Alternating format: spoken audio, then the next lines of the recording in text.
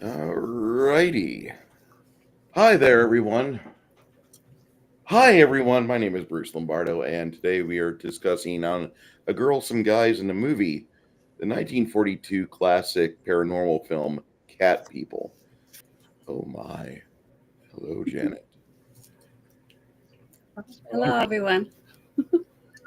It's a black and white movie. World champions. So, this movie was directed by a character by the name of Jacques Tourneur, I believe. Mhm. And he kind of does stuff in this film that at the time it was like new because he builds the suspense a little bit and then they just have like a little literally a cat scare, like the Mhm. jump scares are cat scares, and it's kind of new. Yeah, this was the originator. Yeah, like the bus scene. Just he has a bunch of those where they do a wonderful job of building everything up properly, and then Mhm. like you're like fuck, It was psychological scares. it works so well, Hmm. and they're kind of innocent, kind of. But it's definitely one of these films that you see and you're like, that's where they did that. That's where they got this from. Okay. Oh, I think Bush has got us mixed up with the movie Oh, because we didn't Yeah, see we're any talking about make. the OG. We're talking about the 1942 movie, yeah. the That black and white one. he's talking about the 1982 Klaus Kinski's daughter's movie, the Natasha Kaczynski Hmm. or Kinski. A lot more skin in She that. yes, completely. She when you're a 13-year-old boy, that's one of the best movies ever. I'll admit. Um, have you ever seen that one, Janet? Mm-mm. That's I why I know said I better. hadn't seen Cat movie, Cat People. I I know never. better than to ask Six Nation 31 Kings. He's probably got that movie on VHS and Laserdisc and DVD. Hmm. I know better. I didn't get it on Laserdisc. That was way too expensive. Okay. But I saw it on TV and I loved it. And I got it on VHS. And then I got it on DVD. Sadly, Two I sold it tape. to get up here. There's only two movies I've ever worn out the tape on, and that's Young Frankenstein and Blazing Saddles. Yeah. Yeah. Yeah. Blazing She Saddles, has a yes. clothing Done that. allergy. It was terrible. It's so terrible. She just had to get that polyester right off. Mhm. Yeah, I can believe that. Really satisfying for When me did it come to out? In the uh, 1980s? 82. getting his arm torn off. Well, that's why. It was It's Something DNA about time. horror movies and dismemberment. this Gonna movie put it here on is a little chocolate. different. This movie's more works in your head a lot more. It works a lot better than most movies of the 70s and early 80s. I think this Yeah, doesn't this have. was very tame, very classy. I Back would in the not era say of, that. I would like. not call this movie tame. Well, I'm not saying it was tame. I'm saying it was classy. It was back in the No, era of like movie stars. Yeah. Where they They dressed really dressed up way more. and were as classy as a person that would, cross their legs when they sat down to eat, those type of things. yeah, it has that. It also this movie does really well with building the suspense properly. It does a Mhm. lot of setting the scene and the mood with the dialogue. The dialogue coaching, the dialogue scripting in this movie is absolutely 10 out of 10. I'm not going to say that Simone Simon is the best actress I've ever seen, far from. But for her being as young as she is, she does put the round peg in the round holes really How well. old was she in this Like movie? 21, 22, somewhere around there. She was not an old What was person. she, like 4'1" or something? She was very tiny. Or she was Petite. particularly cast because of her appearance. She looks like a cat girl. Well, yeah, that too. They could Her have whole done her background eye for makeup. movies. They could have done a lot of things with makeup and her hairstyle, things like that, to make her look more cat-like. They did the woman in the restaurant. Remember? Hmm. everyone looked at her and said that she looked like a cat, that type of thing. But they could have done that to her, but they didn't want to because they wanted you to think it was psychological, that it wasn't real, there's no way it could be real, that she was just, from another country. She thought differently, and she grew up thinking that her father was murdered by her mother because her mother was a cat person. But the fact that that was one of the things I wish they would have explained a little more during her sessions with the psychotherapist, was the fact of how it would be impossible for your mother to have gotten pregnant with you if she couldn't even go through having sex, that type of little things. There was little things like that to me, made it harder to follow the story and understand or believe that, there could be a possibility of a person being a cat person. And it's not cat people. It would have to be cat woman, because there was no men, apparently, because all the women kill everyone, their rivals or their sexual interests, which didn't make sense, because I don't see how cat people are going to survive if they kill everybody, So that was kind of different. I found it funny that during the production of this movie, there's a spy that she was kind of in a relation with, MI5 spy Dusko Popov, and Simone was under she had the bureau following her around throughout the whole time, and like, things didn't work out well. I'm sure that kind of stressed out their relationship a bit. The United States government, when it starts getting all like butthurt about things, they're not the funnest people to be with. And then she did 2 more not nearly good movies for RKO Pictures, and then she was like, "I'm done. Fuck this. I go to France," and that's exactly what she did. She made films. She did stage work, and like throughout her time, like you look at this movie, little 5'2" cutie like her. Oh, she was 5'2"? 5'2". She did not look that tall. She looked like 4 foot something to me. She was very small in this movie, or they shot it properly. They did things in perspective to make you even think she was smaller than what she was. I think that was a design choice on part of the director of photography. I think the more he did that, the more Jacques was like, "Oh, this is perfect. This is perfect. Yes, yes, yes. Do this. I could see somebody getting more excited with that, whenever like, I did not even think of doing the perspective properly.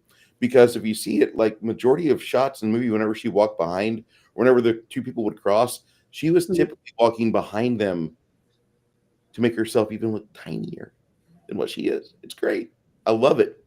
Plus, also, you have to remember with the camera angles, like a couple of the street shots, you could tell the camera was above the vehicle at a little bit of an angle down, but not to see the ground at their feet, but just enough to make it look like she was way smaller. That she was very perception that you're obviously seeing the top of her head. She's just a small little thing. It's great. Yeah, so the camera angles were very, I loved it. I noticed so many of them, the way that they shot the camera down the staircase from the opposite side. So you could see how it twirled down as it, went down, and how massive it was. It was very, very, they used every inch of set in these shots. So the director definitely was very visual.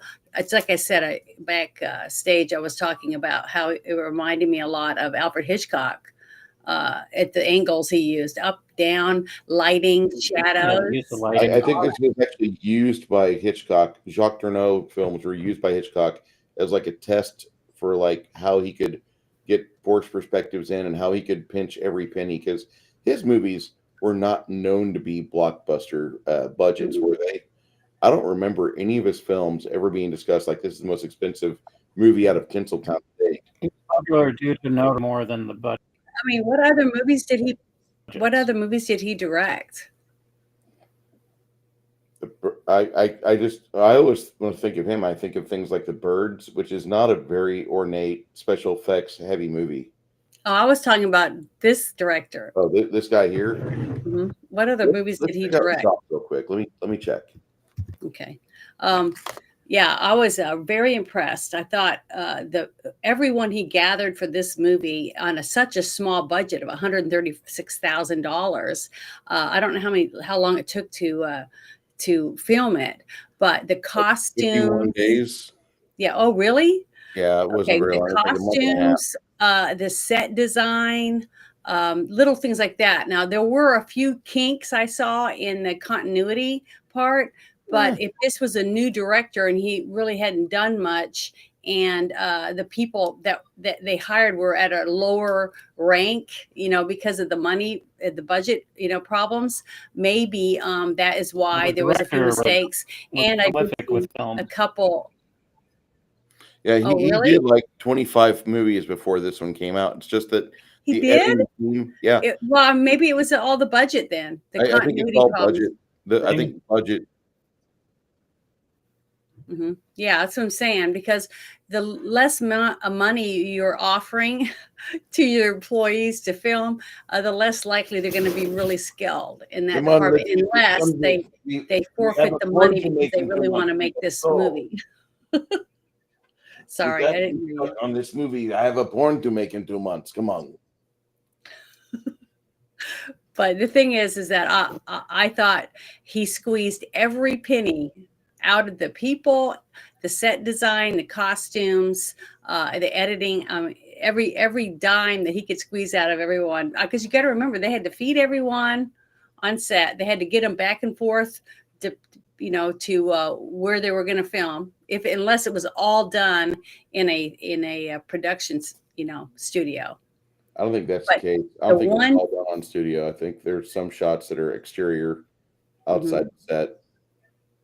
If Well, you like I take into consideration, Sorry. this is a low budget film. Mhm. It's under an hour and 30 minutes. It's like an Hour hour and and 13 minutes, 12, including 13, the something like credits. that. And then the amount of stuff that is crammed into this film is absolutely amazing.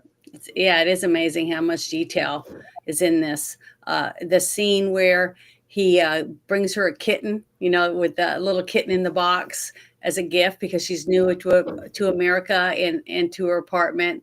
And man, it was massive. That's the one thing that almost always gives it away that it was filmed in a studio is the high ceiling. There's never ending ceilings.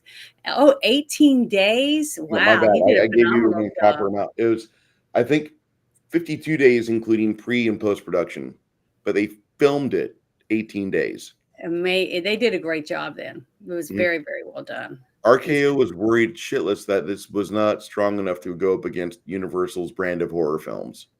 Well, see, to me, this was more like The Changeling.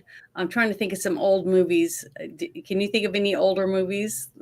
Because I don't know any movies from the 40s, so I can't help you with that. I'm thinking of like the 1930s like crime noir films that they showed the reaction to like a grisly murder, but you'd never see the body.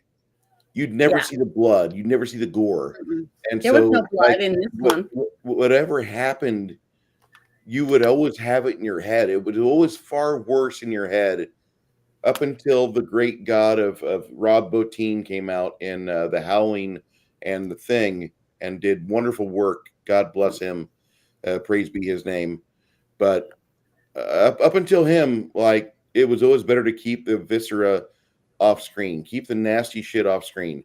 Like if you have a Lon Chaney like hairy man shot, you keep it on set for 3 seconds at most, and after that, quick cut back to the other actors. Let them react. Let them get that shock face. Don't linger. This guy, this is amazing. The shit that went through my head as I'm watching this film, and I'm like, this is really good. I'm digging this. Yeah, the scene where he takes her back to the pet shop to exchange the kitten for another animal because the cat doesn't want to go with her because she's afraid of him or afraid of the young woman, whatever, we don't know, but she just says cats don't like me, whatever. So when they go back and they go in, it's raining out, you can see the rain through the window, and when they open the door you can hear the rain, the sound of rain outside. So they did really good on the sound for the quality and things like that. But also the umbrella was actually wet, which was good. But the fact that when he left and he was going out the door after he was inside the pet shop, his coat was wet. That is another detail that a lot of people with low budget movies seem to forget. The continuity part, to make it look like they really came from outside, things like that.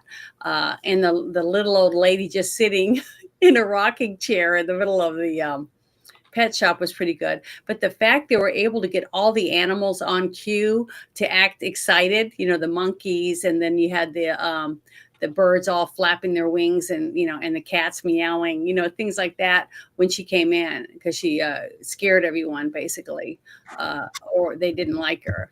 So, but then the woman did mention the fact that she had a sister-in-law that did the same thing. So was her sister-in-law also a cat person? You see, I'm just saying it was interesting, and it was very good. The detail of it. There's the curse of the cat people. And they're all women, apparently. Fucking amazing. And there's another movie in this universe called The Seventh Victim, where Tom Conway plays Dr. Lewis Judd again. It's something that piqued my interest when I was reading through the trivia. I'm like, I think I need to see this. Another RKO film that has this continuation of this little universe. I think that's great. They didn't have TV series at the time, but they had guys with a vision to where they could continue playing with a character that couple years here, a couple years there. They make out a little 80-minute film here and there. That's perfect. Perfect. Well, one thing I wanted to say was the movie, I guess, is it listed as a horror film? It is actually listed as a horror film on IMDb. Okay, because to me it wasn't frightening, like Friday the 13th, or Freddy and Jason, all those different type of movies like that with shocks and gore. It was like an eerie, mysterious blend of I don't know, tantalizing, like I said, paranormal thriller and suspense. Yeah, I think it was more of a suspense thriller than it was a horror to me. But the part, like I said, that really intrigued me was when he first met her and they go up to her apartment and she's going to make tea for him. And they go in, or coffee or whatever it was, when they go in and he says, intriguing scent. Okay. Your perfume is very intriguing. It's almost warm and inviting, that type of thing. It made you really think about that, the sense of your scent, your smell, your sense of smell, and how powerful that is when it comes to the psychological point of view through the movie and through the moviegoer, trying to imagine what she smelled like, a little bit like lavender, but warmer. He said it didn't smell very floral, that type of thing. It was just really intriguing. Just little things like that, little subtleties that the director made sure was in there to get your mind working in the back once she starts. And then the time goes by and he kind of seems like he's always falling asleep and stuff when he's around her through the different scenes. Mm-hmm. And she said she liked the dark, so little tidbits of information to lean you toward when the stuff comes out later about her thinking that she turns into a cat, and can hurt people. So I don't know. I just thought that was very different than any normal horror movie would be. So I liked that part of it. Yeah, it was strong on the psychological. Mm-hmm. Like you think at one point it's like, is this just like sexual tension and something that's just, can it be worked out and everything will be fine after a couple of sessions? Or is this actually something supernatural? Because they touch base on the old-timey folklore of witches and unchristian heathens being kicked out of their villages and whatnot, and then living in the mountains. And it's like, okay, so like, what kind of creepy hoodoo out there is going on with these beast people? Yeah, because it was, I like that it was like a dark undertones framed by everyday life. It's like, this is them, they're at work and what they do at work and how they interact. And then he meets her at the zoo because I don't know why they went to the zoo. I guess they were taking a break from their job, and she was drawing. And because she threw that paper and missed the trash can, it caused him to turn and look at her. Okay, so that's how he met her in the first place. And I just thought that was interesting, the way that they intertwined this mystery basically, of a woman who came from another country, Serbia, right? And she's new to America, and their everyday lives, and how her job caused her to be out in the town to take some, to draw some pictures or whatever, I guess, for her job, whatever it was. We never really do find out where she works. It's just that he was intrigued by her, and that's how he met her. It's because she missed the trash can at the zoo. But it was very erotic, even though there was no sex. And I think there was 2 kisses in the whole movie. Yeah, that's right? It. Yeah, it's like, I think 2 kisses, but it was still very sexually undertones in a lot of scenes, simply because of the way that they interacted with each other. Even the scene where his friend, what was her name? The girlfriend. Alice. Yeah, Alice told him when she realized that he was having problems in his relationship because they're not having sex at all.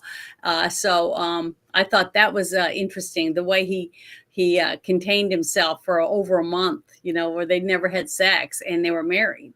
And that she slept in a different room, and all this different stuff. And I just thought that was intriguing, the whole way they handled that. Where he would knock on the door, and you could hear the water running, like she was going to take a bath and stuff. Today, if you made this movie today, everybody would think, well, she's definitely a guy. That's why she doesn't want to have sex or whatever. I don't know. She has a penis. Sure. So yeah, she had something. But it was interesting, the whole way that they did it, but it was still very very sexual, and they really didn't talk about it, but you could see that the husband had to be under some type of sexual tension. And remember that one scene where she's talking to him about giving her the wrong numbers 3 times for the schematics of the map they were making, and for I guess for the building they were gonna construct. And you could tell that he is sexually frustrated because he's got a beautiful young bride, but he hasn't been able to do anything with her. He only kissed her one time that we even saw on screen. So poor guy had blue balls.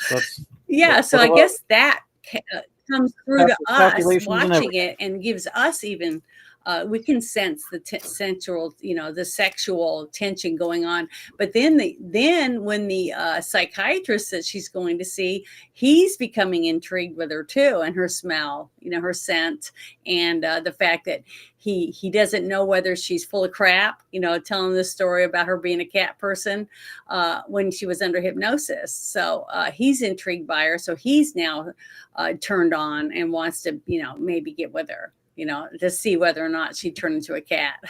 So I don't know. I thought it was very good. And then when you don't even have to see her change. So they didn't have to use any makeup or anything. It's all done with shadows and, camera angles and stuff, which I thought was very, very well done, considering, it was a black and white movie. If you want a gory, very in your face movie, the 1982 version of this will satisfy you. It will completely satisfy you. It'll like all the things that you didn't see in the shadows on this movie here, they put it out there for you to watch. Oh, I wonder what she looks like under those clothes. Oh my God. It's quite revealing. Yeah, But but little lines like when he says your perfume is warm and living, it's like he's aroused. He talks about this. It's like you could sense it when he's talking about it, and the fact that he even brought it up to a total stranger that he just met was kind of a sexual undertone. You know what I mean? And then when she said. He's like, what was that noise? And she said it was the big cats at the zoo. That's right, not even a block away from her house, her apartment. And she said the roars and the sounds from the cats were natural and soothing to her. See, and then the fact that she said that, oh, I'm sorry, I'll turn on the lamp because I forget because I like it dark. I like the darkness or whatever for her. So The dark is yes, friendly. yeah, it's friendly. So it all of it is leaning and pushing, nudging you along, in the movie to believe that she really does turn into a cat, even though a lot of normal people would say, oh yeah, it's just in her head. And that's why he's worried about her and talks to his best friend at work about getting someone that she can go talk to find out if that can help break her out of her psychosis or and whatever just that for dealt you with that. people out there that think it's cool to have like friends of the opposite sex, probably not a great idea to do that because this movie showcases it with its sequel. Alice and him are married in the sequel. Oh, there is a sequel? The curse. Yeah, Curse of the Cat People. They're married in the sequel, and their daughter befriends the ghost of Irene. Oh, see. So, go ahead. See, Irina is the epitome of the goth cat girl fetish, proto goth cat girl hmm for us Westerners, and she's dangerous, folks. Like, Got don't get claws. wrapped up We in that. saw when she scratched the dangerous. couch Yeah.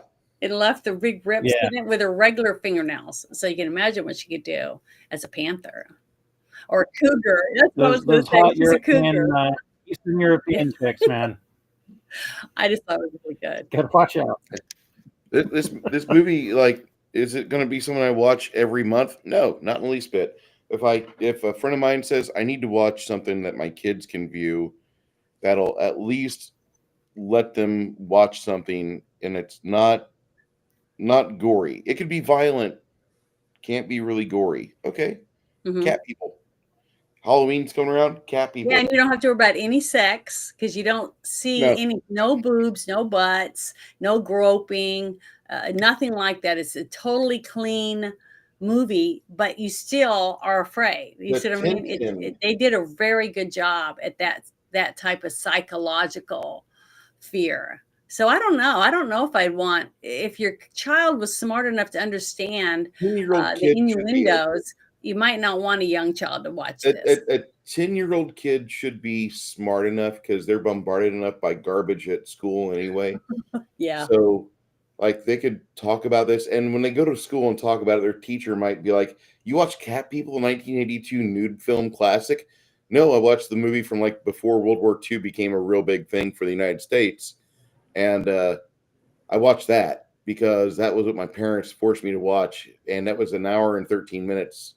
And it was good. I mean, I could see it. I could see a kid talking about this movie and enjoying it because the shit that goes on in your head, thanks to the shadows, thanks to the lack of focus on gore, but yet the suspense, the acting, the script, everything that goes on in your head because of the events of this movie, it is a film to where your imagination's allowed to overact. Mm-hmm.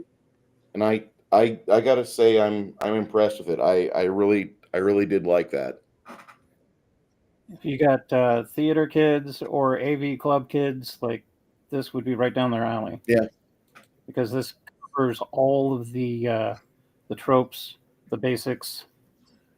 It's a very well done film, and amazing how it's held up. Yeah, I was really impressed with that. That was from 1942.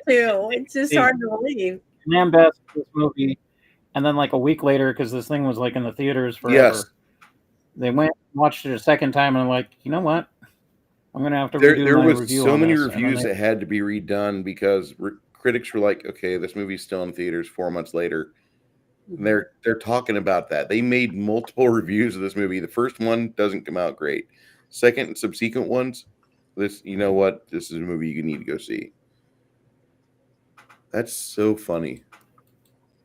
The thing is that like in the Criterion collection and other historical film vaults and whatnot, it's crazy. Like this little I didn't. hour-long film, freaking nailed it. I didn't feel the same way apparently as you did, Bruce, about having a guy or girlfriend from work.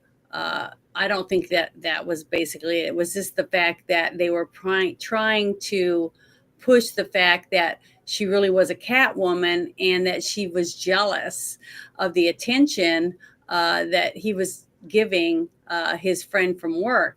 And the thing is the fact that she never once thought, well, if I was trying to sleep with him or satisfy him, he wouldn't be interested in anyone else because he was fawning all over as it was, you know.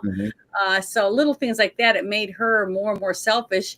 So the longer the movie went on, the less I liked her. You know what I mean? I don't know if that's normal as somebody that I can see a woman's perspective being like that. If you I didn't like her because she was mean to her husband that adored her. You know, he treated her like gold, and she pushed him away because she wouldn't even take care of his easiest needs. I mean, she was always in the other room by herself, you know, pouting or whatever.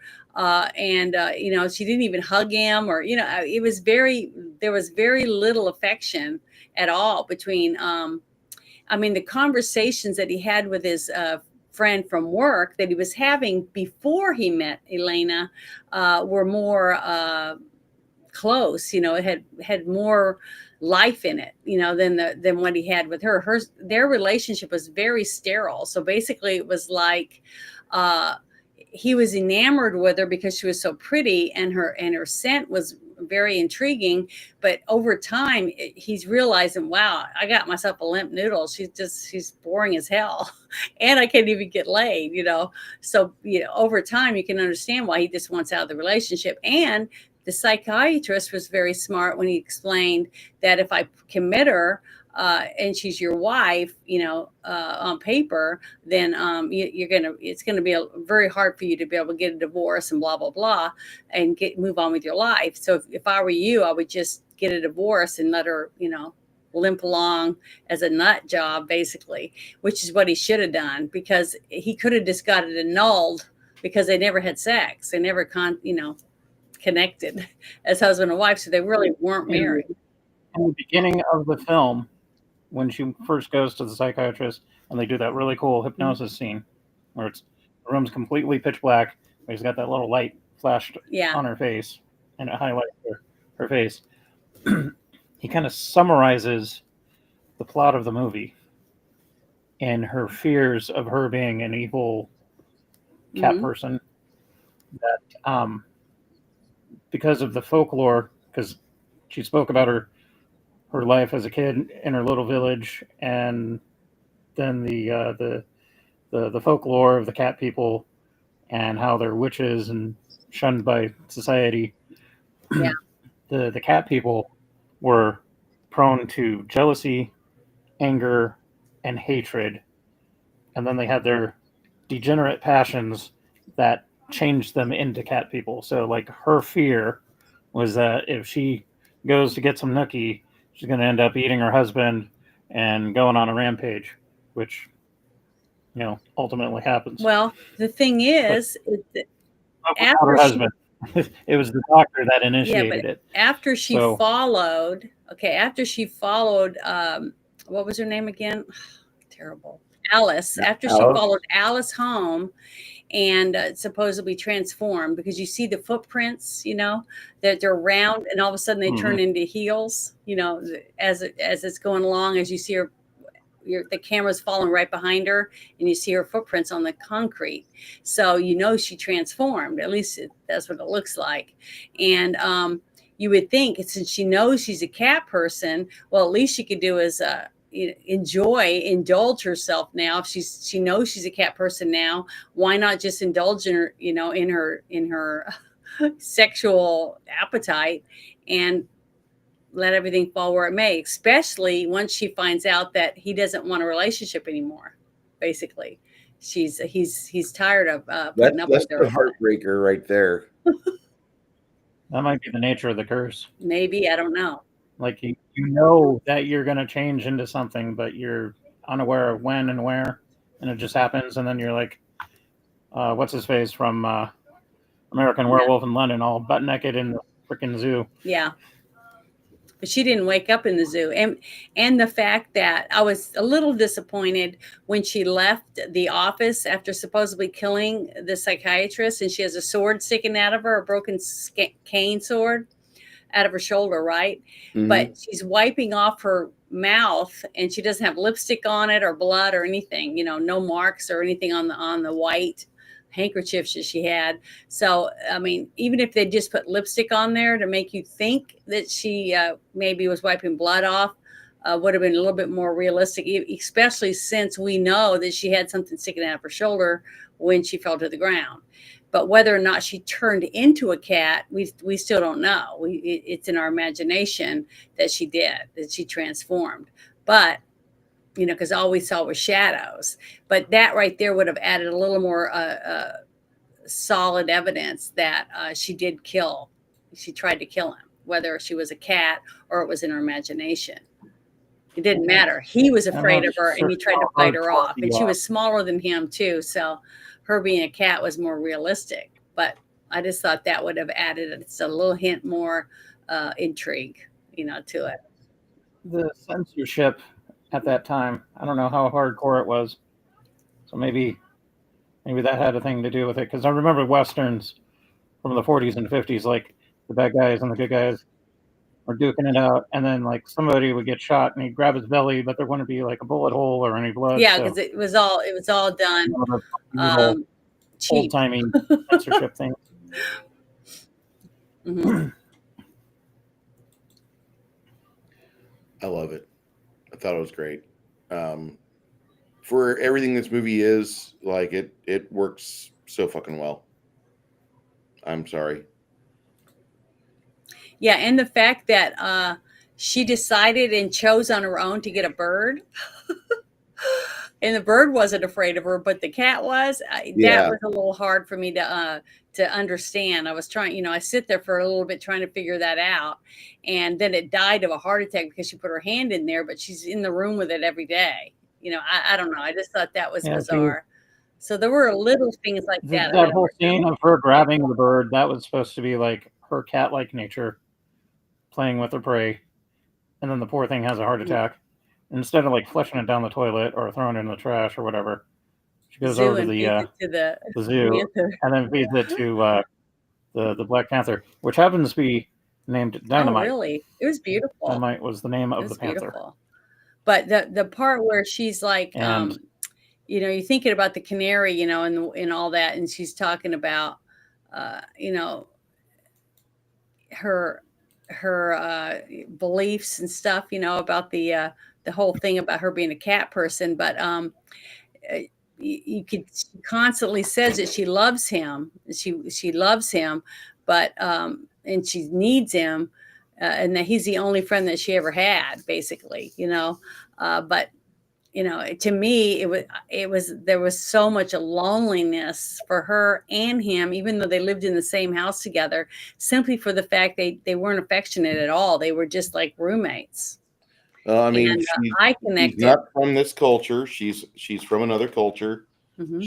She's got a different set of values. She's got a different set of superstitions and mores that she has. So I mean, it's really like, and this movie doesn't give you like a 2 weeks later or like months later. It makes it seem like it's only like a span of 3 weeks that the movie takes place over.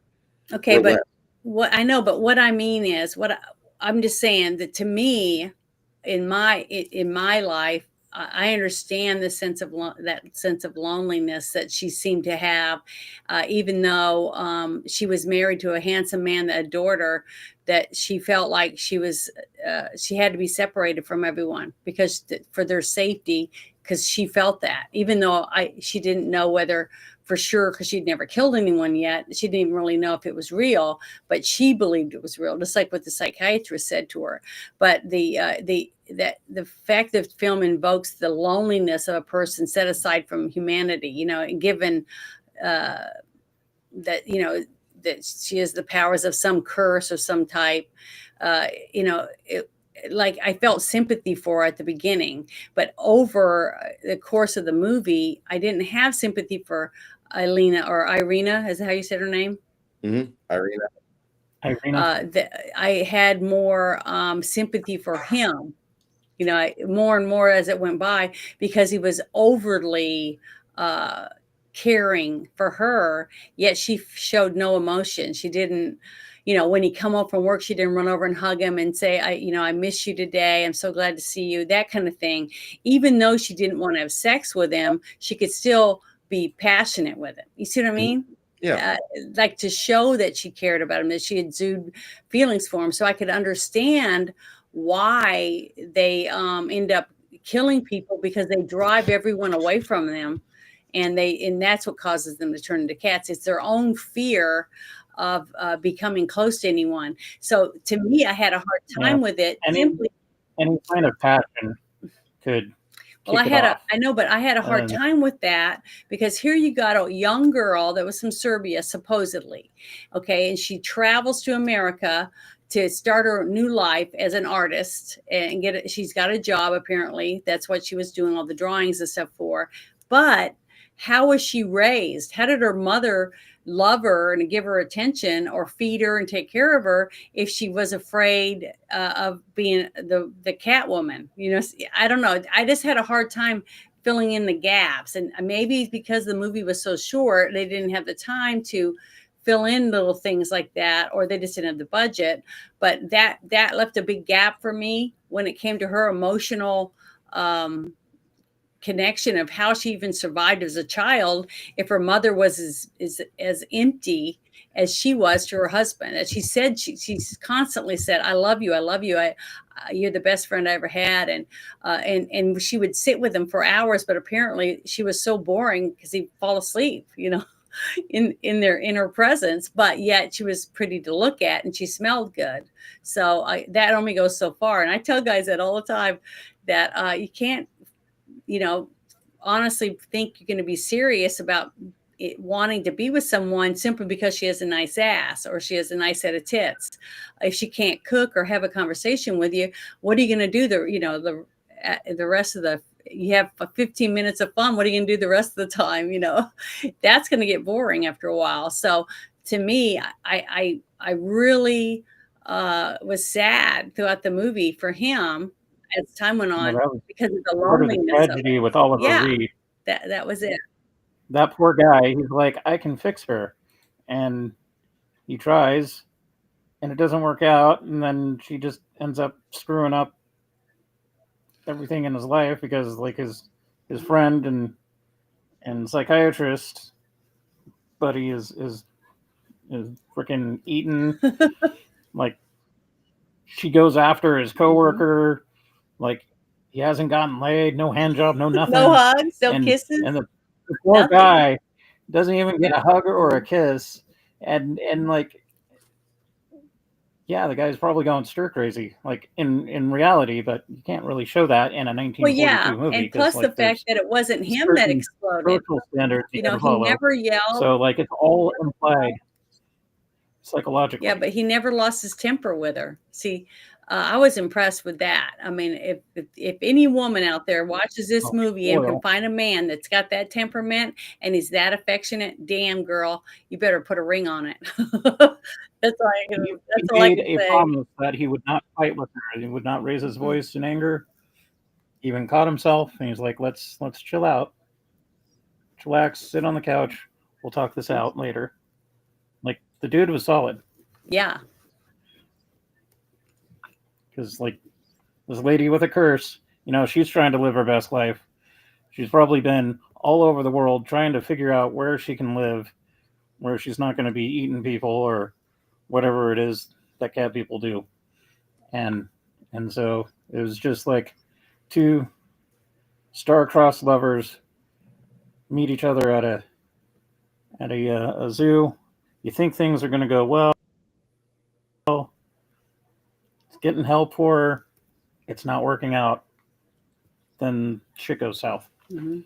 And this Tragic one, was movie. this one like in New York City? I forgot believe it to. is.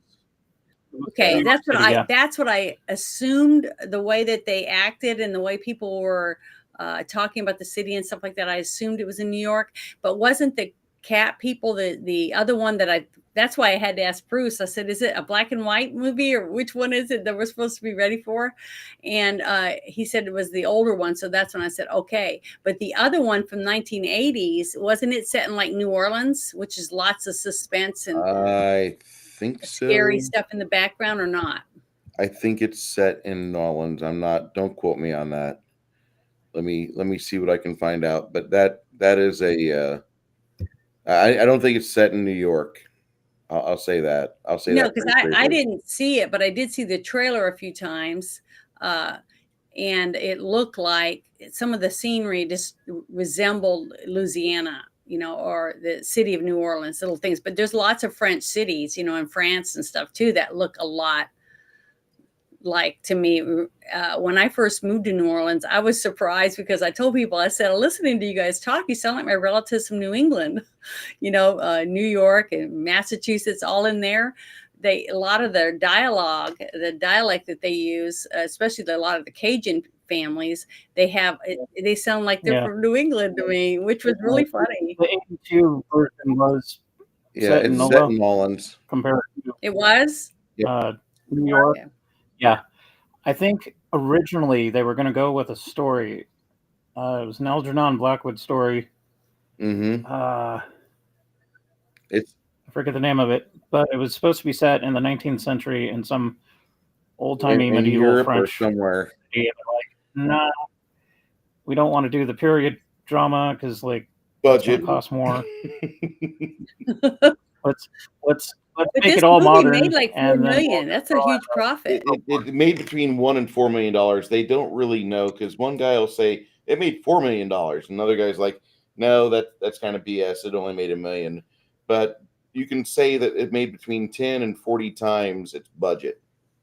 You can reliably. Because I was reading from Roger Ebert, and what's the other guy that used to do reviews together? Siskel. Yeah, Siskel. I was reading some of their stuff because they did different ones on this movie, apparently at different times. And Roger gave it a 4 stars, which isn't that pretty rare for them to give that for him, rating? Yeah. So, but the thing is, he mentions in one of the things that he was shocked because it was a B-rate movie that only cost $135,000 to make, but it made over $4 million. And it said it was the top grossing movie for RKO in 1942. Yeah. So it bring in $4 million. That is a shit ton of money back in 1942.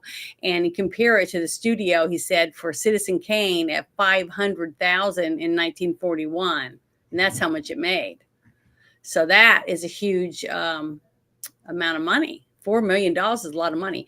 So apparently people were like you and I, we'd never seen this before, but because we watched it and we were really intrigued and drawn in because of the acting, the sets, and the different things that came out, the intrigue of the movie, other people went to see it. And you got to remember, they didn't have the internet or anything like that. So they basically had billboards and newspapers, but word of mouth was like basically the number one way that people found out about things until the internet. You know what I mean? So they had a lot of word of mouth. Apparently. And when you're saying that, like, it's not just word of mouth. Like, we're talking about, there's radio shows, radio programs. Oh, yeah, radio. And you have guys that, like, the theater's just not pulling cat people yet. So I took my cousin who hadn't seen it yet, and I took him to go see it.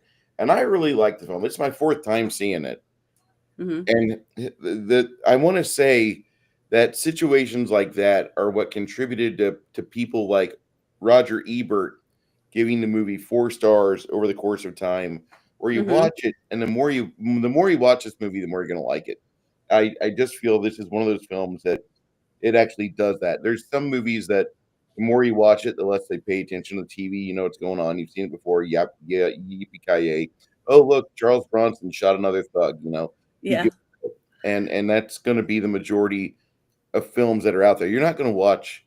Uh, give me a shitty 1988 movie or Once Bitten. You're not Hmm. going to watch that movie numerous times. It's got No. Jim Carrey in one of his first performances. Hmm. That's about the most notable thing in it. The special effects are kind of shit, but you've got you've got other films that are out there that you watch multiple times, and you just find new stuff in each and every one of them that you didn't see that the director of photography got in the shot last time. But now Yeah. you're watching it, and you're starting to analyze it because for some odd reason, the vagueness of it, the fact that it played your emotion so hard the first time you saw it, you're paying more ardent attention to it. You're examining it like a doctor going over a corpse. Like, I know I missed something. What happened? And you start really to delve into it. And I bet that's what happened with Roger Ebert. And that's what happened with the critics back in the 40s when they first saw it over and over and over again. Makes me happy. Yeah, it's what I feel. I honestly feel it. It's like the a person would go see it, especially someone whose job is to write a newspaper article about it or do it on the radio show, talk about the movies that they just watched. They would go watch this movie and they'd watch it and they'd leave with like questions like you and I had when we sit around talking about it afterward. We have our own questions depending on different things that we took away from the movie, right? All three of Mhm. us talking about it. Yeah. So then we'd say, hey, I need to watch that again because I didn't remember that part or something like that. And I think that is the reason why a few of the people that did do reviews went back for the second time. And then they started saying, damn, this was a lot better than I expected. You know what I mean? Mhm. I think that just like I said, I was watching it and she was just so tiny and frail and pretty. I mean, she was just very mesmerizing just to look at, and she was just beautiful.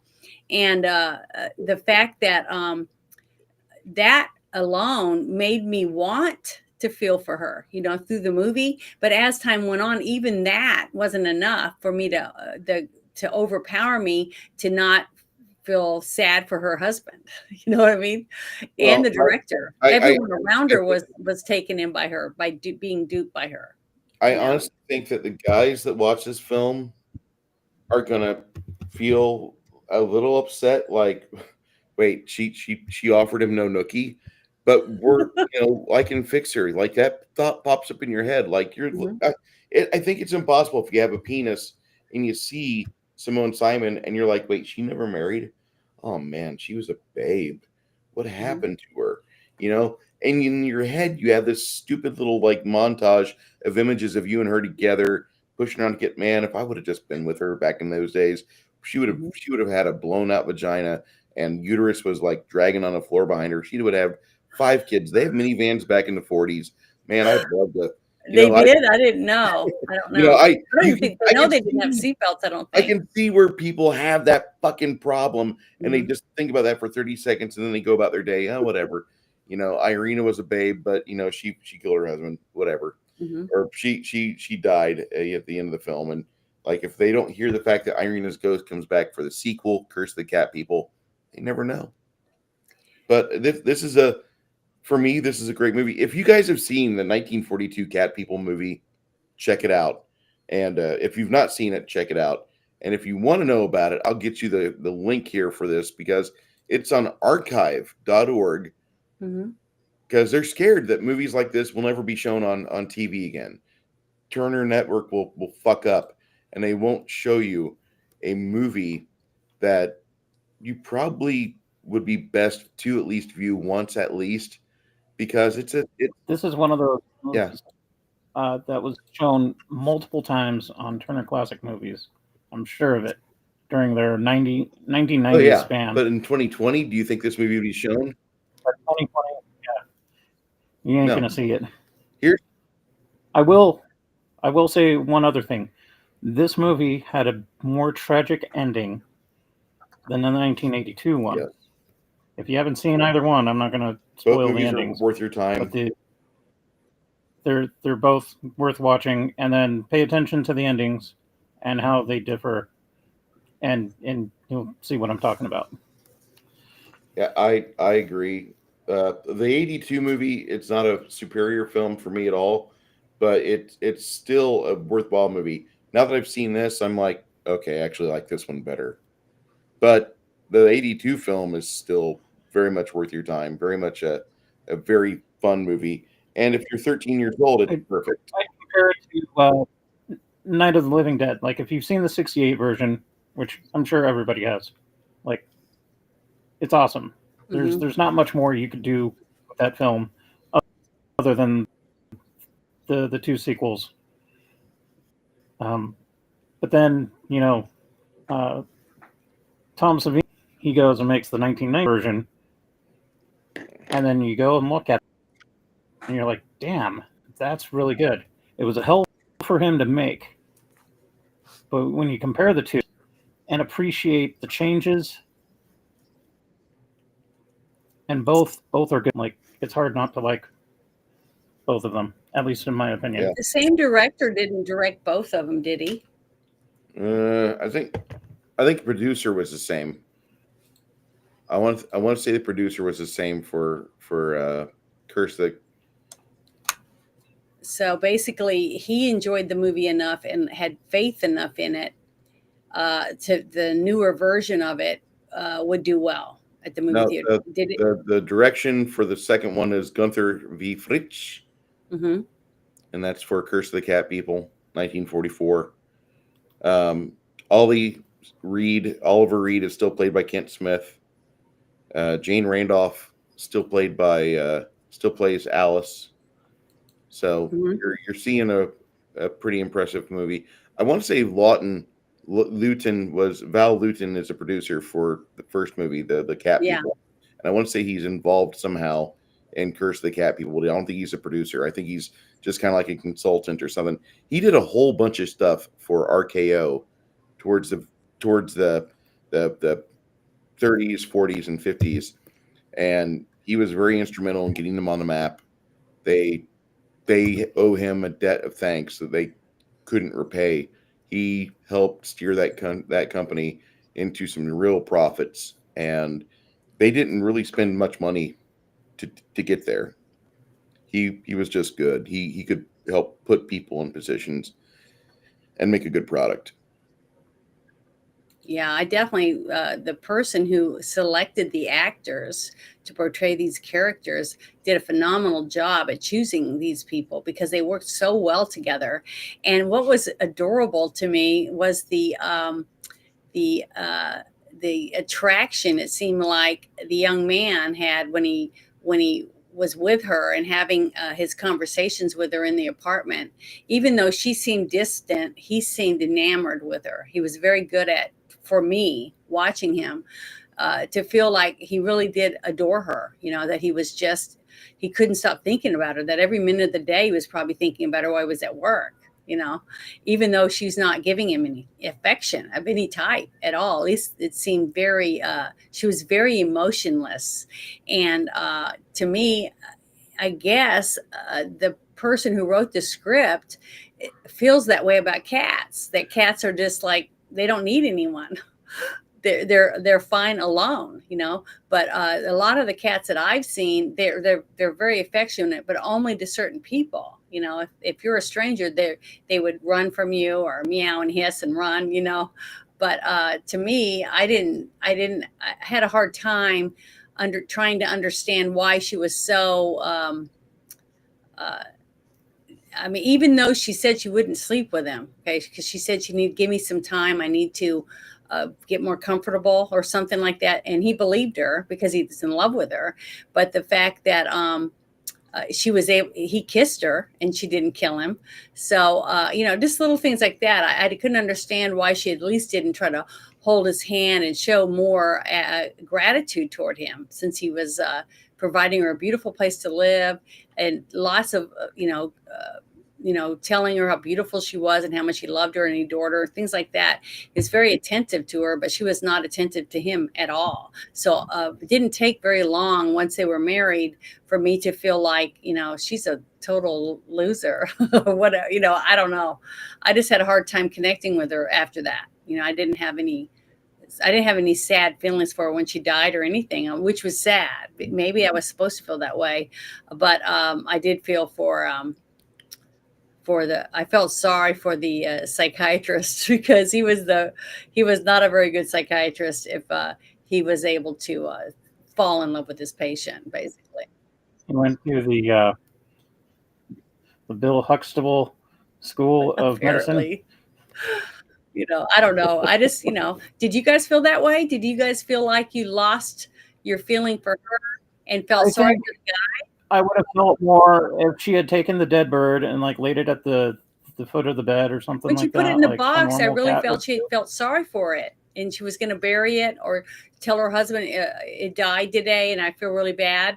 But you didn't get to see that, so I don't know if they cut those scenes out and then edited it without it. I think they even wrote those scenes. I think that's something that's supposed to play in your head, because of the fact that she is so not attached to her husband. She's aloof and capricious. She's unable to be portrayed as somebody who does care about her husband. She's not because that. She is a cat. That's why, and that's what I was saying. She was distant and a loner, like you would see a cat would be. I mean, she's not even quote unquote a real cat, because she's like not even like tying herself to one person. Most cats tie themselves to one or two people, and that's it. Mm-hmm. That's why I said I had a hard time, because she had someone who adored her, someone that would sit and pet her, like the person that feeds you and pets you, right? That person, you'd think that she would be very protective of and not want anyone else around him, but she would be affectionate in return, which she was not. I had a hard time with that part of it.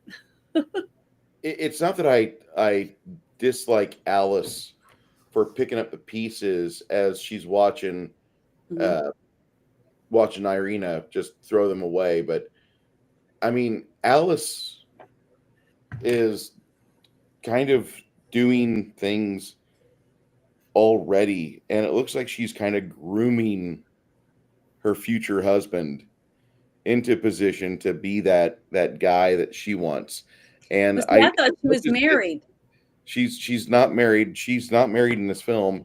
She gets married to him in the second movie, and they have a daughter together. In the beginning of the movie, when they went to dinner and stuff, and she was sitting next to that other guy, I just assumed it was her husband. No. That's why she wasn't chasing after him or anything while at work. But she assumed, that when she realized they weren't sleeping together and was having a hard time, she's like, "There's my opening. I have a chance to dive in and snag this guy." I don't think she like dived on it, but I think the friendship they had before he got married, I think she was already in process of just like turning him into husband. Well, I didn't see it like that, because when he was telling her that, hey, something's bad, I need someone after, she got upset and was mad at him when she came home and found out he had told her, Alice, that what had happened, and basically she's not sleeping with me. She thinks she's a cat and blah blah blah. So because he was unloading to his friend, and I have guy friends that I talk to about personal things, and but that's because they're my friend, and I'm like that with my girlfriends and my guy friends and my sisters. Basically, we share stuff, but we try to help each other because we care, because I want my friends to be happy. And I feel like that's what from the beginning of the movie, I felt that was what they had in the relationship. I could see it because I have that myself. Mm-hmm. But then when she started crying, remember, she got the little Kleenex and was wiping her eyes, because she realized at that moment that she has an opening to him now, that it's not working. Even though she didn't interfere. She did not push herself on him or say, oh, she's not good enough for you or anything. She stayed completely out of it and let him make that decision. Like your guys are always saying, let people make their own decisions and dive in their own, feces if they have to or whatever. But the fact that she realized at that moment that she had an opening, and she told him, I'm in love with you, herself. I never knew that she wasn't married. I thought she was married from the diner scene when she's sitting next to that man and they're talking about how beautiful she is and how happy he's going to be. And then she even says she's going to make him happy. She was trying to make everybody realize her friend is going to be happy now that he has a young woman in his life, that type of thing. So that's how I took it. And I guess I was wrong, because later on, I guess she wasn't married. No, I never saw him again. So I don't know. But that's what it came off as to me, that she was married. That's why she never dove in, because she worked with him every day. She could have. People do it all the time. Mm-hmm. And in New York. So. I mean, the fact that she waited makes me kind of happy, but this is also a movie set in the 40s, so morality is a lot different. I liked it. Oh, yeah. If you guys have feelings about this movie, go ahead, put them in the chat. Next week, interesting week next week that it is. The movie that we are watching on the 26th of January is the 1990s classic Raul Julia, Jessica Houston, Addams Family. Yeah, it's gonna be fun. So, got to ask you, Six Nations. You're kind of familiar with this movie, and you're familiar with the people like you. You've obviously had a more media rich life that I would have had as a child. I would have preferred to have that, but I got to ask you, what's your rating on this movie? Okay, well, given that my ratings are a little biased and wonky, like a lot of movies are in the 70s for me. There's very few that are in the 80s or higher. The Thing, Big Trouble in Little China being like the top 90s. I would say that the 1942 version of this, I would give it a solid 78 to 80. It's more than what most folks, I guess, would consider it. But this movie has had high marks since, probably 10 years after it came out, and it became the usual serial schlock that you would see on TV or in cheap theaters. Yeah, so this is well above 75, going into 80. Like I said, 78 to 80. It's got its moments where you see some inconsistencies. It's probably budget related or product of the times. But when you look at the film and you start analyzing the way it's shot, the way it's lit, the way people are dressed, the scenery, like everything just clicks. It's a solid movie. And for being such a shoestring budget, like this is like one of those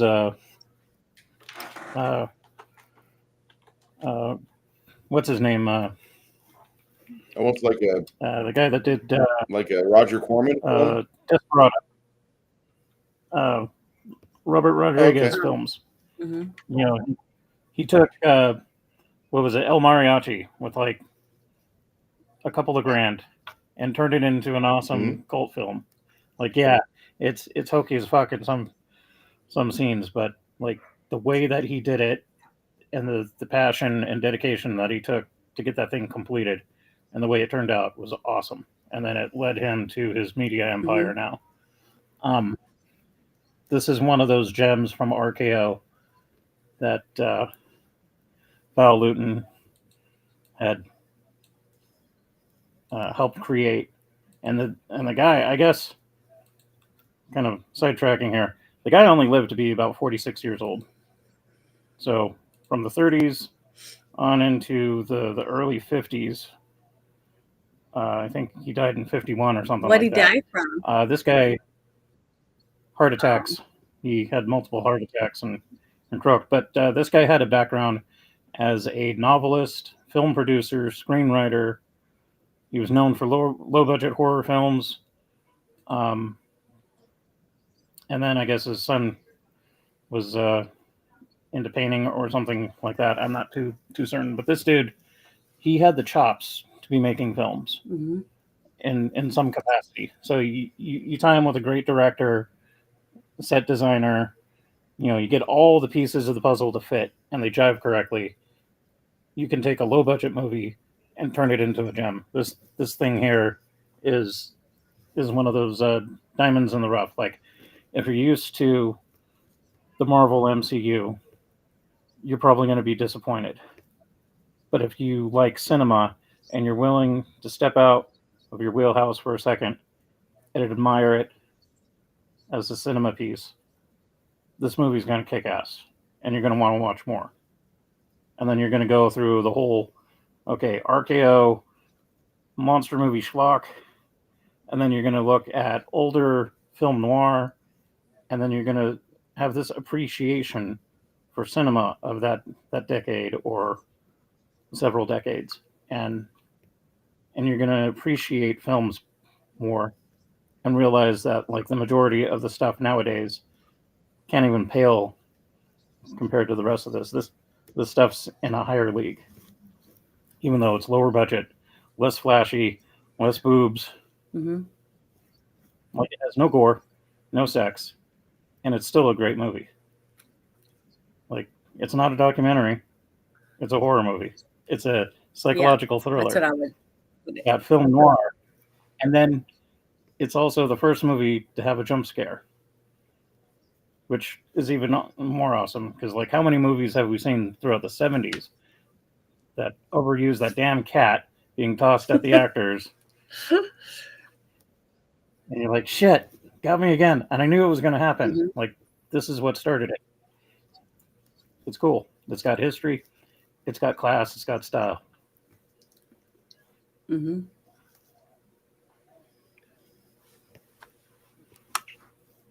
Janet, Mm-hmm. your rating. Well, I agree with almost every single thing you said about this movie. The emotional roller coaster, basically, to go through if you're a person that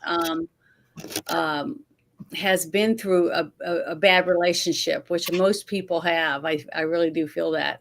Either you were the one that left the relationship, or they left you because you weren't in the relationship, and that's basically what I felt in this movie. It brought it out big time for me. It was like, you got a person that supposedly says they love you, but they're doing nothing that a lover would do. They're not there for you. They're not emotionally there for you at all. You're just standing outside of the relationship, looking in, wanting something, but you don't know how to get it, because how do you get something from someone that just looks right past you or looks right through you, like you're just a piece of glass, basically. And it made my heart ache for him. I really felt bad for him as time went by. At first, I felt bad for her because this was a young woman. She looked maybe 19 or 20. I know she was around in there to me, but that she had talent, and she was able to get a nice apartment because it looked nice and the ceilings were huge. Just like I said, every time I see a set that has no ceilings, I know it's on a set in a studio, a stage studio or whatever. But I liked it. I thought that there was a lot of sexual tension between the two characters, which was really good. It was like an emotional roller coaster for me watching, because I'd never seen it, and I wanted to feel for her. I really did. I tried really hard to have sympathy for her, but as time went by, and that was because she was such a good actress, she made me believe that she was distant and cold. She just wasn't there for him, even though he bent over backward for her. And it just really hurt, especially since, when you go through a, traumatic part in your own relationship, you can almost connect with this gentleman, and you connect with the woman that falls in love with him, Alice, too. And also, I felt sympathy for the psychiatrist, and they were all believable. The scenes were phenomenal. I mean, just like I said, the part where they go into the pet shop and it was pouring down rain outside, and when he goes back out the door to leave, you could see that his coat is soaking wet. So you don't know if it was really raining and they just used that in the scene. Different things like that I just thought was very good, very well done. And the camera angles were just phenomenal. That to me added to the drama of the different scenes, like the swimming pool scene where she's swimming and you see her treading water because she doesn't want to get near to where she thinks something's going to jump in and try to kill her, because she really feared for her life. And the way they did the shadows and the sound effects, the echoing throughout the whole pool room, she's looking around from one wall to the other and she can't figure out where the sound's coming from, but she's petrified, and she looked petrified. That's when I think her part in the movie, to where Alice believed that she really could turn into a cat. And then it was solidified at the end when she got out, solidified, because the friend of hers that was at the hotel found her robe ripped to shreds. So I just thought it was very well done. It was very, sitting on the edge of your seat, gnawing on your fingernails type of movie. And I think anyone that would want to sit and watch a movie that's a real thriller would enjoy this movie. I'm going to give it an 8 out of 10. And I'm only taking it down that far simply because of the few technical things that I thought were bad, and gaps in the story, like when she was throwing the papers and then she tears the last paper up after he'd made a big deal out about her throwing stuff and missing the trash can, and pointing to the sign to say, yeah, people like you ruin other people's time at the zoo or whatever. And then they just walk off and leave it, when they could have fixed it where you could still see her picture in the garbage as it's blowing, in the edge of the garbage because it's full or whatever, to be able to see what she was drawing, that type of thing, because they were trying to draw attention to that. But I thought there was a better, more believable way to fix that. And then a few other little details that I had a hard time with, like when he was, they were in the room, in the drawing room where they worked, and the cat was in there getting ready to try to kill them, and you see him grab that tool off the wall, and goes to defend himself, and when he held it up, it looked like a cross. So he said, for God's sakes, leave us alone, whatever. And then you saw the cat leave, and the door opened, and then you saw the bottom door spinning, the roundabout door. So that was good, except, there was no tools on the wall, the second scene. So the editing there was problems with the editing. The sound effects were great. I mean, I didn't have any music at all that pulled me out of any scene, which is what you want. You want to be, my heart was pounding, my palms were sweating when I was supposed to feel that way. So I definitely would recommend anyone that likes psychological thrillers that you'd probably enjoy this movie. Even though it came out in 1942, I still think it would, the same movie, I think, would be a well done movie for TV today. I think they could remake this and it would be just as exciting and thrilling if they could get good, phenomenal actors and things like that, without having to have any nudity or that groping or anything like that in this movie. And you still felt for all the characters, like I think the script was meant to make you feel, because that is a sign of a good director, that gets his actors to portray the characters that he wanted to portray. And I think he was an excellent director. That's all I want to say. But thanks. That's my thoughts. I'm not going to disagree with what you two said. I have a lower rating for it. It's 7 out of 10. I think that's pretty great for me. That I thrive on car chases, gunplay, amazing pyrotechnics. Can you make a a corpse looked like a 12 gauge slug was shoved through the skull and splattered into a ceiling pizza. That's what I want. This movie has none of that, and I fucking rated a 7 out of 10. It's got good characterization, good script, makes you feel for the guy. The girl Janet's kind of right on it, but like I can see where the dude is like still struggling and trying and putting forth his best effort, and like eventually, like he doesn't mean to be going for Alice, but he's going for Alice. Alice is there. Alice isn't waiting with him for like arms open, but she's there to catch him and cradle his head against her shoulder when everything's falling apart, and it works. And then knowing that there's a sequel to this movie where things continue and you get to see like the further adventures and endeavors of Sir Cat people, that makes me happy. You know, like okay, well, I'll have to fucking unbuckle this shit and watch it again next year, and we'll see what happens with Curse of the Cat People. We'll see what happens with the seventh victim, which is a spin-off from Cat People. And RKO, you got my attention. You have some really good people in your stable. I can't wait to delve through and see more of this. 70%, guys. Janet, what are you doing? Good. What are you doing later this week, Janet? Well, Wednesday, I'll be playing my second day with a bear on his channel for our game. For that, it's starting at I think it's 8. It's my time at 8 o'clock, my time, or 7. Like I'm gonna have to let me look at my calendar. Hold on. It's at it just says Bears game. It doesn't say. I think it's 7 o'clock my time, Central Time, and that's going to be fun because now that we've established where we're going and what our characters are, and we gave our backstories and things like that for our characters for the game. It's a 2 hours. What he said. Usually the games will be every week for 2 hours, and then I'll have team shit show on Thursday night, and I'm not 100% sure about who my guest was be. I always have like 3 or 4 people lined up because it seems like every time I have someone lined up that something happens and they can't make it. But I don't know for sure exactly what it'd be, but I'm sure we'll be talking a lot about, being our new president being sworn in, things like that, since I like to talk about politics. And then the Friday night shit show is just going to be all the same shit that our government does. And remember, I think it's Tuesday, Kash Patel is going to be interviewed for his confirmation hearing. I cannot wait. I'm not going to miss that. And I will probably be live on X during the whole thing. So be ready. If you're on X and Rumble, I will definitely be live for the Kash Patel. Okay. And then Saturday is us.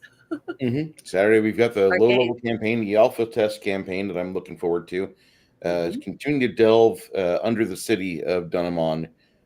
6 nations, 31 kings. We've got Janet, Nerdy Ogre, Crafting Gamer, and I'm adding a 5th person to the game. I don't know when Dan's going to be able to join us, but one of my co-workers from my old job is kind of interested in what we do. I don't know if he'll be over here, if he's going to be broadcasting from home, or if he's going to swing over here. If he swings over here, he's probably going to have to Uber, so I'll have to help him with that. But looks like it'll be a fun fucking day. And that's Saturday. Then we got Chimerian's Musings. We'll talk a little bit about things there. And it's always nice having Chimerian on because usually he just starts talking. I just shut the fuck up and paint, or I sit back like, damn, listen to this guy. And then Sunday... His stream of consciousness rants and thoughts are freaking awesome.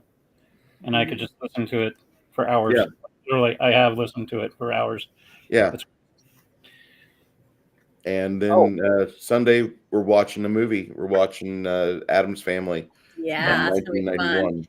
And anyone wants to watch the movie with us, send either me or Bruce at DM on X or whatever, or Discord, and we'll send you an invite so you can watch the movie with us, because it's a lot of fun to watch an actual movie with other people instead of having to do it by yourself. So, I do have one question pertaining to this film. Mm-hmm. The little old lady that owned the pet shop, there was monkeys in there, little tiny. Yeah, monkeys. look like little squirrel monkeys. How much did a monkey cost back in 1942? because like they range anywhere from $1,000 to like $8,000, and it's $1,000 to $5,000 for a cage nowadays. Like that little old lady was rolling. It wasn't just parakeets she was selling. Nope. She had monkey money. She had monkey money. I want to know how much a 1942 monkey cost. So if anybody has any information, hit me up in Discord. Why do you want a monkey? No. No, they'll kill you. Yeah. Shakma is a prime example. Granted, it's a baboon. Don't fuck with baboons. But like monkey shines and I haven't seen monkey like shines. any other little helper monkey. If you're a paraplegic or a quadriplegic and you get a helper monkey, tell them no. Go get yourself a Filipino live-in nurse. They will do better. They will cook Just get better. a mail-in They won't try to kill bride. you. Mail order bride. A lot of people are doing that now. Well, I mean, if American women were But fucking I'm blue hair and curious fat, it'd about- be different. But you know, Well, most of them, I think, come from, they're Asian or they're like Russian or Serbian or something, right? mhm. They're more Serbian, you know what I mean? Yeah. Supposedly, unless you get this woman that we had in this movie, she was from Serbia, and she wasn't very, thankful. Latvia, you have a better chance of getting married short term. Like the ratio of women to men there is like 4 to 1. Yeah. Got a friend that hooked up with one. Got another friend that married a Russian. Like, as long as you don't show weakness, you're You ever good. cry on her shoulder, you're done. She'll kill you in your sleep. Kill you with mud. She'll beat you with a frying pan. She'll hit you with a rifle butt. She'll kick you while you're down too. Yeah. Well, I can tell you right now, romance goes a long ways, guys. Pick some dandelions or whatever on the side of the road on your way home from work and then give them to her and say, these flowers are for you. I picked them for you. And they're not near as beautiful as you are. Something like that. Some corny, stupid shit is what us women like. So, I mean, you don't have to tell anyone else because believe me, you're going to get laid. Or she's going to make your favorite meal or something for you. But I wish more men would just be corny and romantic. And their relationships would go a lot farther. Wow, it's really scary looking, Bruce. I don't want to ever see that in the game. I hate to say that, but it's nice. Janet, I love you, but you're gonna see it in the game. I know I am. I hate it, but I'm just saying I'm not looking forward to seeing it in person during a game. You guys are fighting more dragons in the hike. Yeah, hike we've been campaign, fighting aren't you? a few dragons. They let the one get away. Ouch. Yeah, we didn't. I didn't want it to get away, but He I was grabbed in a the bag. the priestess of Pinhead, and he fucking flew out the fucking castle before it went into the ground. So he's still out there. And fucking, I can't believe you guys are like, oh, I want to search for the fucking the orb of dragonkind. Fuckers, you mortals are not supposed to touch that shit. That's artifact level. That's let something else fuck with it, like a god or a deity or like some supreme being. You having an orb? No. And Well, shiny. all I know is I got eaten by a giant ice worm, and now I'm paranoid. oh, I love the fact I made you scared shitless about that too. Yeah, I fear death, like a real person would. I don't want to die. It sucks. That's how role playing should be. You should be able to die and roll up another character. This never dying safety net shit that's permeating role playing games. It's like, See, that's what I takes thought. away all the I thought they the were fun, the supposed to be suspense. that way. See, that's the thing. I thought you're supposed to play it like it was you. It's who you are, That's how it used and to you don't be, want to but ever die. since So, 2014, things have progressively gotten weird within the gaming industry. So basically, if you're running your own table, do your own thing, and it's better if you add a little bit of death to spice it up. I hate to say that. death and torture, basically acid, You flames. guys are gonna encounter death in that little campaign we're doing, the alpha test. Sex cult. That's gonna yeah. I like the way that Bruce does it too. It's not like he pulls out the Grimtooth's guide and like, oh shit, here's another trap. No, this is like off the cuff, some weird ass shit. It's a lot of weird stuff. That's great. And the conversations that we have too. That's what a couple of my friends have said. They come in and they're like, "What the hell are you guys talking about?" Last game. Just Last game when you know. guys were fucking with the Otyug and you were all talking and fucking you made me laugh my ass off, Josh. He said, "I'm so happy I'm not streaming this to the TV." I'm so happy. Oh yeah, like my mom gets it. I joke around that my mom wouldn't understand, and like my mom's pretty tight. But the rest of my family, they don't have the capacity to understand how role-playing games are or how Gen X humor is. Like, if it's Hallmark movies, yeah, we can have a conversation. If it's like football or other sports ball, yeah, we can have a conversation. But I start talking about, the ecology of monsters in Dungeons and Dragons or other derivatives, it gets bizarre. Yeah, my sisters don't ask any You get that uncomfortable feeling, and then you're like, I'm just going to go play Nintendo now. So, come by later this week. Janet's got stuff going on Thursday. She'll be on Spaces on Twitter between now and then. We're going to be suffering a winter weather for once in San Antonio. Starting tonight. So I might be home instead of out doing what I'd like to be doing, but I'd rather not have to freeze to do what I do. And so might take a couple days off. Don't know yet. I'm going to talk to my boss about that here in a bit. You guys stay warm because you're in the rest of the country, which has got a fucking frozen burrito syndrome going on right now, and you're not going to thaw out for any time quick. I'm just glad that the snow warnings that we've been getting have not been snow warnings. Like 4:00 this morning, I wake up to an alert saying, "Oh, there's possible snow this morning." I'm thinking, "Oh Christ, I gotta shovel the sidewalk." No snow, so yay! I'm hoping that it's just up in the mountains so that we have our canals filled by springtime.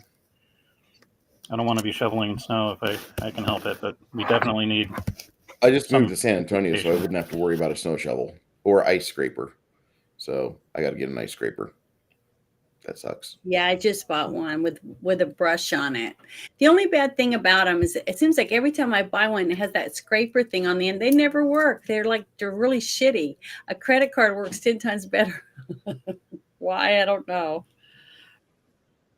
Yeah, worst case scenario, if you live in a place that doesn't normally get snow and you're like starting to freeze, just carry a little plastic. Yeah, just an old credit card, broom. Or one that like the And free shit you get. A squeegee in cold water. Don't do hot water. Because no physics. High school. Mm-hmm.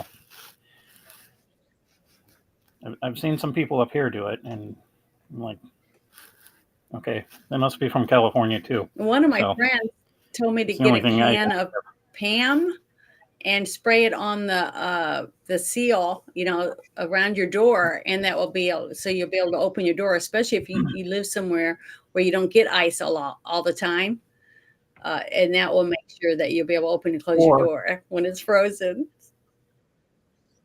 If you're shoveling snow, you spritz it with Pam. Mm-hmm. It doesn't clump up and get all heavy. Also, if you live in a cold climate like I do, where we have fluctuating temperatures, and the rubber seal around your windshield or your other windows might get brittle, don't use the methanol window de-icer. Go buy some RV antifreeze. Put it in your water. I can't think of the brand. There's one that's supposed to be like more environmentally friendly than the usual chemical shit that you would be using to de-ice your windows. It doesn't damage the rubber seals on your windows, and it does the exact same job, and I think it's cheaper in the long run for the amount that you purchase. Well, all I know is that one time when I was young, I went outside. My mom was trying to scrape the window on our vehicle, and I went inside and I filled up a pan with really scalding hot water. I mean, it was like really hot. You couldn't put your hand in it. And I ran out and I Oof. threw it like that on the windshield and went cracks started going all through it. My mom just started screaming at me and I felt like shit. But I was trying to help. So don't ever do that. Yeah, I've got a Be whole patient. history of me helping my family, and that's how my brother got his first scar above his eyebrow, and good times. Well, I wish I hadn't done that, but that's a lesson I learned not to do. But I just want to say thanks to everybody for Make your mistakes stopping and by get and hanging out, watching us and stuff on X and on YouTube. I don't know what channels you're on. Are you on Rumble? Me? Yeah. Yeah, I'm on Rumble, Your Buddy 75, or the Den of America's Dungeon Master for anything D&D going. That's what I have two channels on Rumble, but for this is Your Buddy 75, and then the Den of America's Dungeon Master for everything D&D related. That's because we were talking about that about 6-7 years ago, like the Den of America's Dungeon Master. Like, you were one of the first Pathfinder GMs out there, right? Yeah. Well, anyway, now that Paizo is completely like, some people are like, I want to keep playing Paizo just to stuff it in your face, like, fuck you, I'm going to use your game no matter what. I could live by spite, but I just want to make a better game than them Mm-hmm. and offer it up at no cost. Like what Paizo does, they put everything on the web. I'll do the same thing. I don't have the network they do where I have a $40,000 website, and here you go. Blah. Why don't you set yourself up a Patreon and put it on there? Subscribe star. I've got a subscribe star.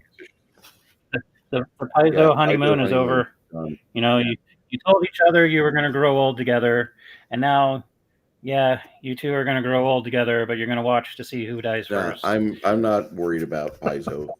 Jason made it known years ago what type of person he was. All of those guys they've been super fucking commie liberals since time immemorial. But they wrote a game that we could all get into, and we all played. And back then the phrasing was, it doesn't really matter about politics. Just get your people to the table. And then over the course of time, things changed. And now we just can't play a fascist. Well, you know what, motherfucker? I'd rather be a fascist than a faggot. Tommy stuff. But don't you have to? It's kind of Can't like you World do War that? II. Can't you play either side? You can do whatever you want. Okay. You know, So it's just, It's your game, yeah, your table. and that's do the what you thing. want. that's Don't what I'm let these saying. So companies just do whatever dictate you want and otherwise. make them look as bad as possible, And that's and do what it I'm and doing. air it. You can't copyright game rules. Okay, game rule. The Supreme Court's already ruled that. Can't copyright that. You can copyright the lore of your world, but my games are going to be written system neutral, or not system neutral, but world neutral. There's no campaign in the background. I'll mention Frog God Games once because I like them. I think they're really good. But if you don't want to use that, if you want to play in Greyhawk, great. If you want to go play in fucking Avalon, great. If you want to go fuck around in John Carter on Mars bullshit and Barsoom, Yeah. great. Go fucking play where you want to play. It's your table. It's always been your table. It never was anybody's game. Gary Gygax, the creator himself, said, if this doesn't work for you, figure out what does. Keep your table together. That was his fucking statement. Nowadays, Wizards of the Coast, the faggots that are ruining the D&D brand, are saying out there way too proudly, over 80% of gamers play D&D. That's really not correct. WotC doesn't have the metrics correct. They've got things really fouled up. About 50% of gamers play Dungeons and Dragons. And then out of that demo, only 70% are in with the new 5th edition shit and wanting to get into the 6th edition. WotC disparages people from playing anything that's over 5 years old. They are the Leonardo DiCaprio of game companies. Divorce yourself. Get away from that. It's garbage. And just the less blue hairs you have in your fucking life, the happier you're going to be. Get yourself a big titty goth girl that wants to be a trad wife. Make her happy. Word up. Yep. Did I say that aloud? Just be good to her. All right. I got to work tomorrow at 2 a.m. Awesome. That's what I was texting on my phone a minute ago. So now that I know that, let me go grab some food and then hover down and get some sleep. You all be great. That's it. You're like, it's going to be cold as shit. Go be great. Good night, all. Cuddle.